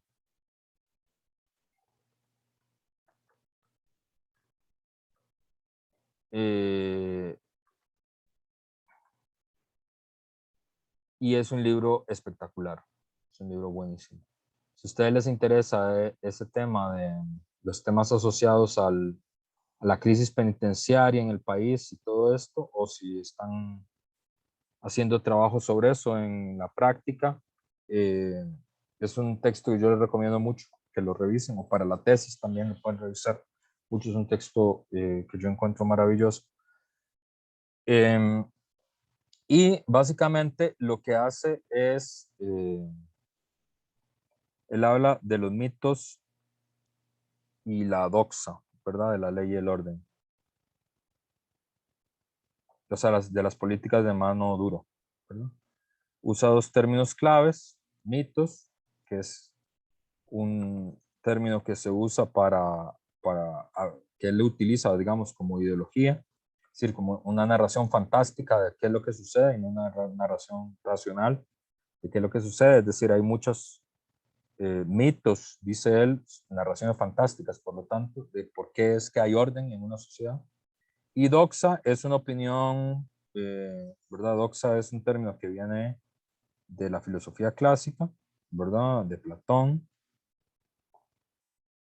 que Platón siempre distinguía entre doxa y episteme. Episteme quiere decir, es la palabra que viene de epistemología, quiere decir conocimiento metodológicamente fundado.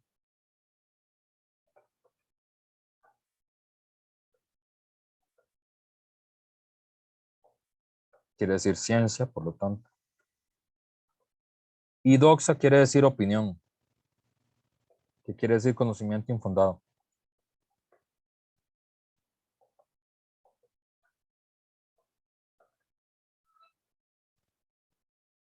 Eso es lo que quiere decir doxa, ¿verdad? Y por lo menos en Platón y en la filosofía clásica, ¿verdad? En la filosofía más tradicional, no es lo mismo la episteme que la doxa. No es lo mismo el conocimiento fundado que la opinión, ¿verdad? Entonces, lo primero que va a señalar el autor es un concepto que es el que permite y el que le daría lógica a esta secuencia, que es para que sea posible las políticas de cero tolerancia, para que una sociedad acepte las políticas de cero tolerancia contra la delincuencia, que lo que quiere decir es que se castigue con la mayor penalidad posible. Eso es lo que quiere decir las políticas de cero tolerancia. Todos los delitos. Pero muy especialmente los delitos asociados a la propiedad, ¿verdad? O sea, las políticas de cero tolerancia contra la delincuencia no están hablando de delitos, por ejemplo, de los delitos de fraude fiscal, ¿verdad? O los delitos de elusión tributaria, o los delitos, no son delitos de cuello blanco, sino que están hablando de delitos contra la propiedad, el robo, el daño a la propiedad. Es contra ese tipo de delitos que se pide cero tolerancia, ¿verdad? No contra los delitos asociados a la riqueza, sino con los delitos que vienen asociados a la pobreza, ¿verdad? Pero para que una sociedad acepte esto, que haya la mayor penalidad posible de todos los delitos, tuvo que haber un momento anterior que permita la construcción de el clima cultural de políticas de cero tolerancia, y ese momento anterior es el momento del pánico moral, que es de lo que trata la lectura que ustedes hicieron ahora, ¿verdad? La comprobación de lectura es una comprobación de lectura que habla sobre el pánico moral, y este concepto es un concepto muy interesante. A mí es uno de los conceptos que me parecen más interesantes, y es un concepto que se forjó, que está asociado a un sociólogo norteamericano que se llama Stanley Cohen, que en 1972 escribió un libro que en inglés se llama Folk Devils and Moral Panics, que sería como Diablos Folclóricos y Pánico Moral, y de ahí viene el término. Y que lo que estudiaba son los fenómenos de pánico moral que produjo en la sociedad estadounidense la llegada de la música rock a los Estados Unidos, ¿verdad? Y esto es muy interesante porque hay un debate acá que tiene que ver con la diferencia entre el delito y el juicio moral, ¿verdad? Porque un delito es una cosa que es un acto que está prohibido, pero está sancionado por el derecho.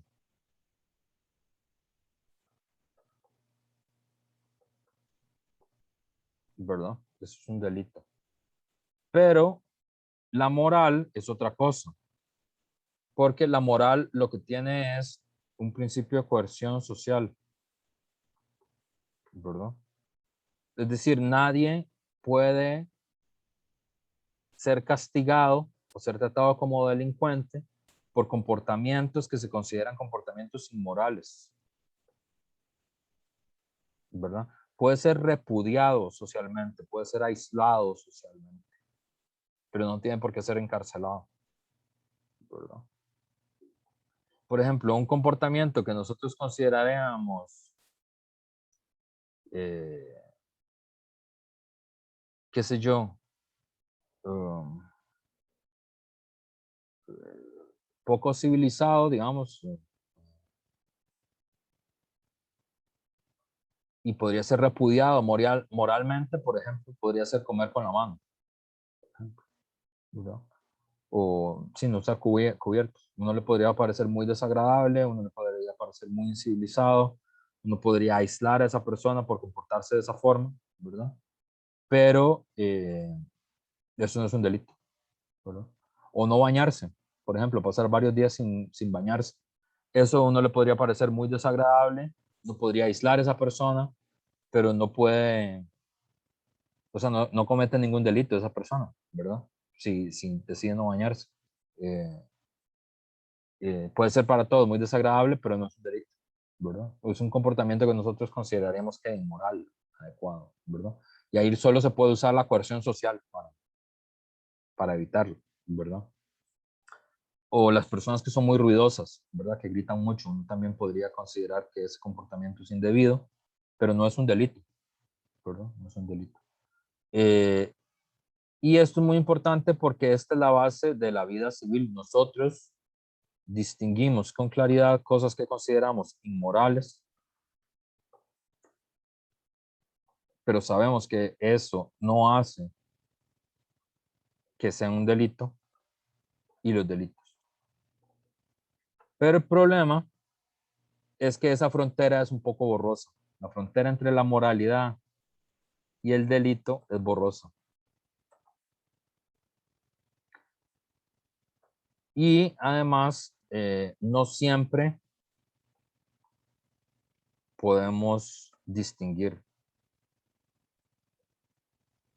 qué cosa es una falta de moral y qué cosa es un delito, ¿verdad?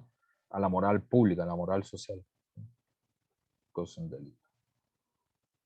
Pero el pánico moral es justo el concepto bisagra que le puede hacer entender a uno como un comportamiento moral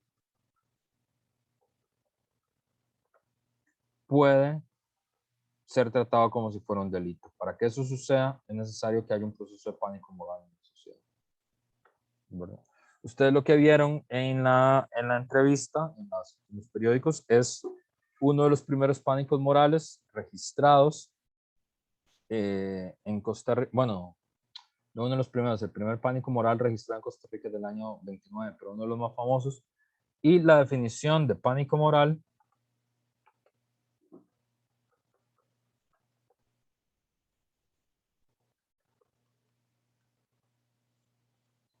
se le llama pánico moral a una reacción, leo la definición exactamente, es una reacción de un grupo de personas basada en una percepción falsa, basada en un estereotipo o una percepción equivocada de algún comportamiento cultural o de grupo, frecuentemente un grupo minoritario o una subcultura. Esta es la definición de pánico moral. Es una reacción de un grupo de personas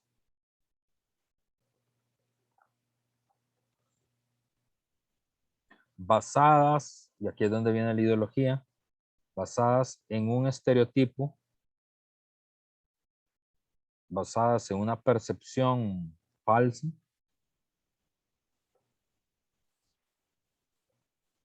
de un comportamiento cultural.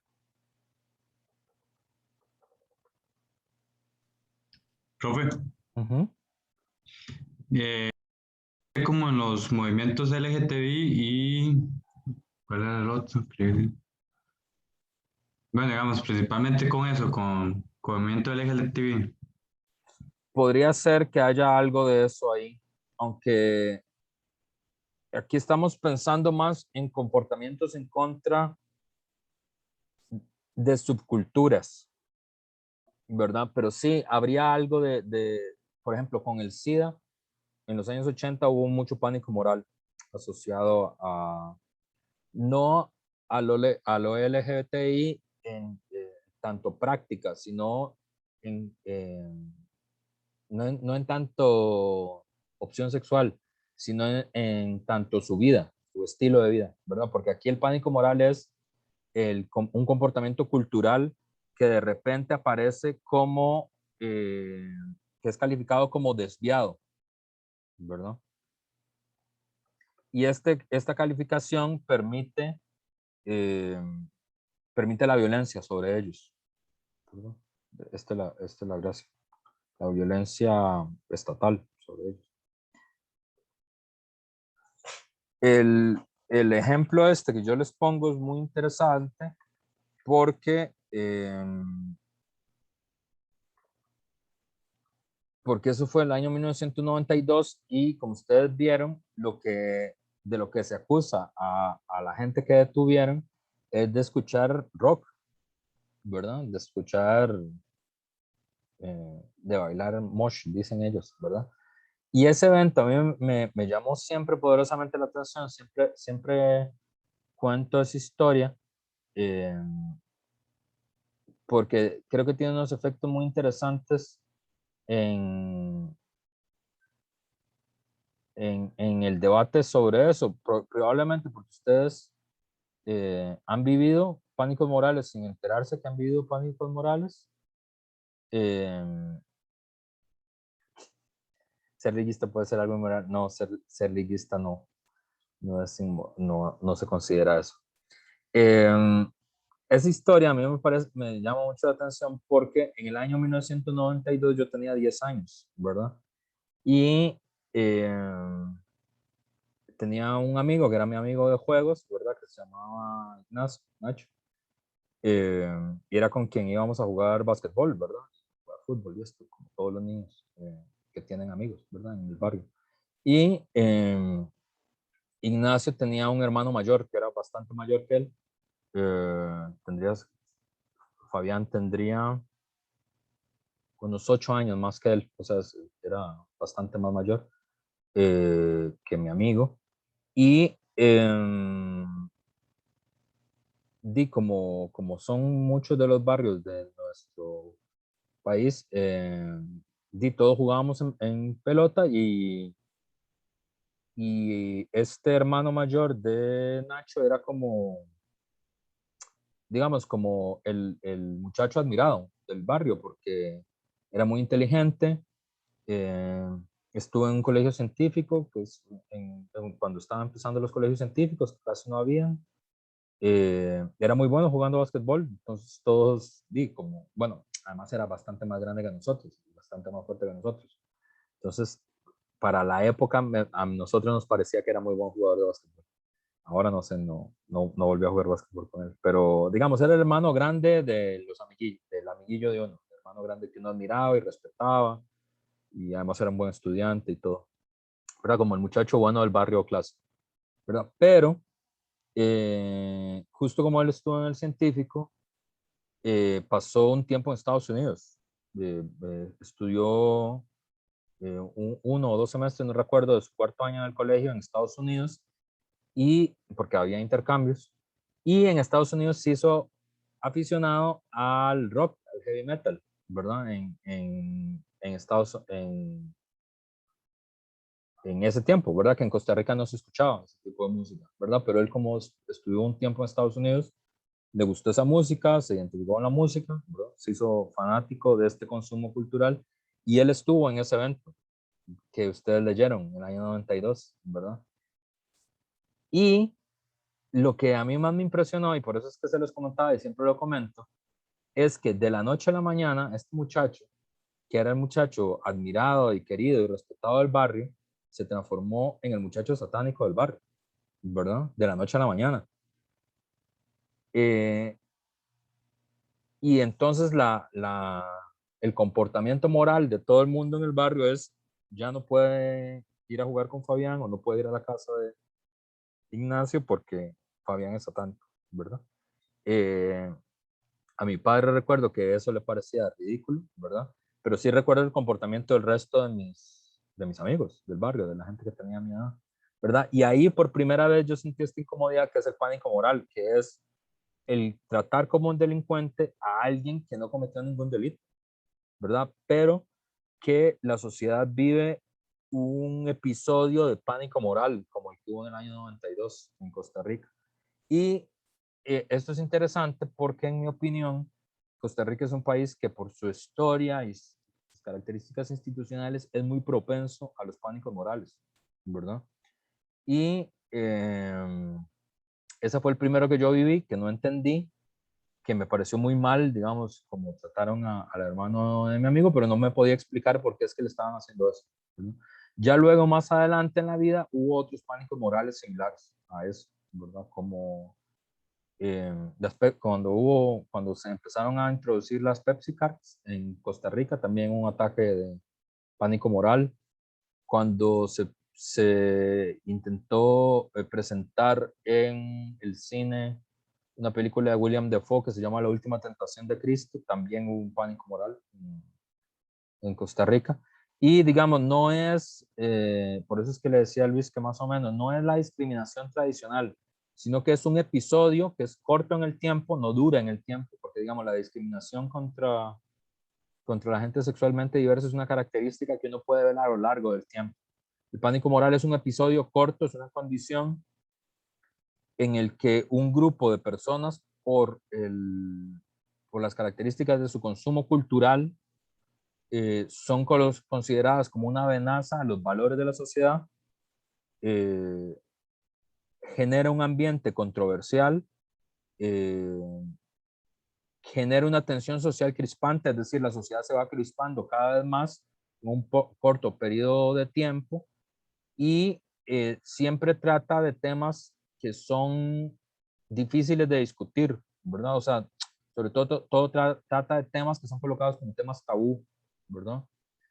Temas como los sacrificios, las drogas, la religión, la sexualidad, todos esos temas son temas tabús. Entonces ustedes se fijan en el artículo, aparecen todos esos temas en el texto, ¿verdad? Entonces son temas de los que la sociedad no puede discutir fácilmente, ¿verdad? Es decir, se crispa mucho la sociedad cuando la discusión es sobre esos temas,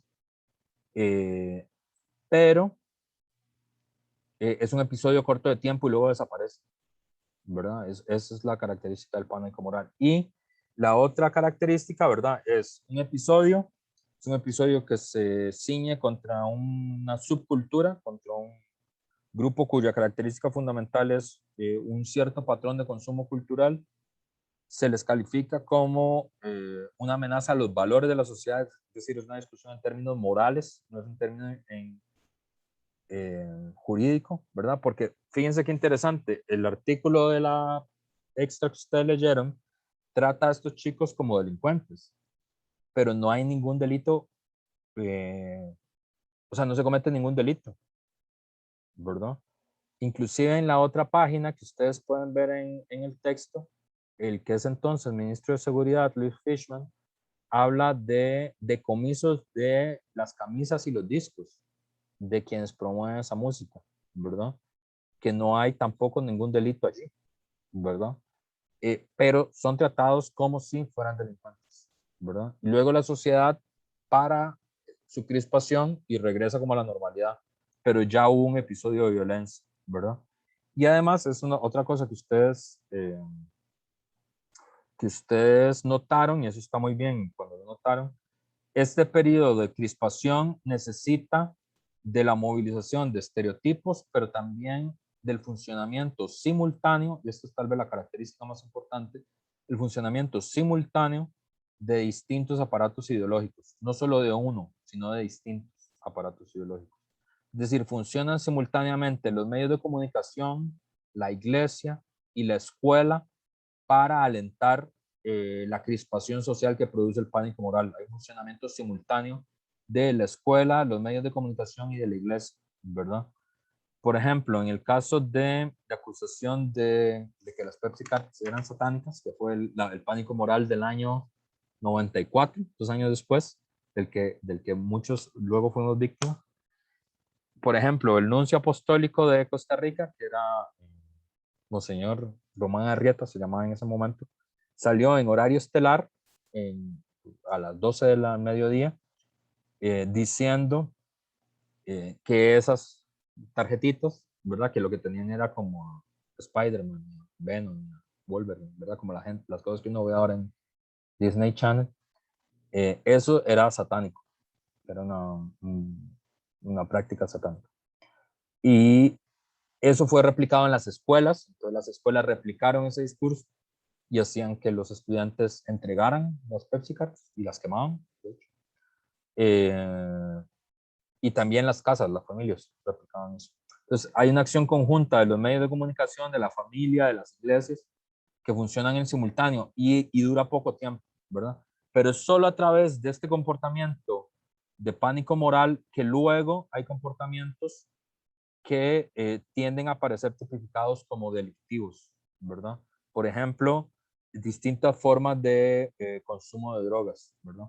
Por eso es que, por ejemplo, mucha de la política de mano dura contra la delincuencia está concentrada contra el microconsumo de drogas, ¿verdad? El microconsumo de marihuana o el consumo de alcohol en lugares públicos, ¿verdad? Ese tipo de comportamiento sobre el consumo de drogas solo es posible si hay un pánico moral antes en la sociedad, ¿verdad? Entonces, las políticas de mano dura que hubieron en los años 90, en el año 2000 en Costa Rica, en Estados Unidos, estuvieron precedidas por fenómenos de pánico moral, ¿verdad? Que probablemente varios de ustedes han vivido en sus vidas, porque este país tiene pánicos morales cada 2 o 3 años, ¿verdad? Nada más que no sabemos que son pánicos morales, pero así se llaman, fenómeno de pánico moral. Yo creo que, bueno, no sé, el último que yo registré, porque luego los terminé, es un tema que siempre me ha apasionado a mí, pero por ejemplo, con las fiestas de los chicos de colegio también hubo un fenómeno de pánico moral parecido, ¿verdad? Entonces eso. Bueno, son ya las 4, solo quedaron ustedes 5, me parece, bueno, no sé, raro que falte tanta gente, pero bueno. Nos vemos entonces de hoy en 15 y buena semana de desconexión, desconecten, descansen y nos vemos.